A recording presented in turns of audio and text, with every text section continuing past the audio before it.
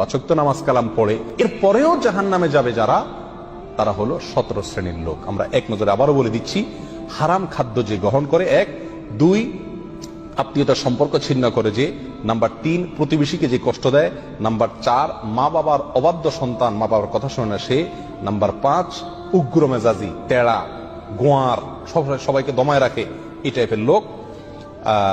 Number 6 অধীনস্থদেরকে, প্রজাদেরকে, যে সমস্ত শাসকেরা, যে সমস্ত রাজারা, যে সমস্ত রাষ্ট্রপ্রধানেরা, সরকার প্রধানেরা বা যে যে লেভেলে আছে সে তার প্রজাদেরকে ধোঁকা দেয় যে তারা।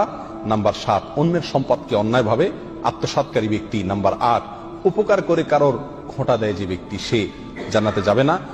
নাম্বার 9 চগলখোর ব্যক্তি জান্নাতে যাবে না, মানুষের পিছনে কথা লাগায় বেড়ায় একজনের আরেকজনের কাছে। নাম্বার 10 অন্যকে নিজের পিতা হিসাবে, নিজের বাবাকে না বলে পরিচয় না দিয়ে অন্যকে নিজের বাবা হিসাবে, পিতা হিসাবে পরিচয় দেয় যে ব্যক্তি, সে।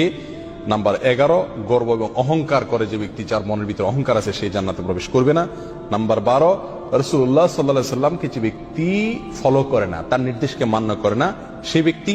নাম্বার 13 অকারণে তালাক কামনা করে, তালাক চায় যে মহিলা, সেই মহিলা।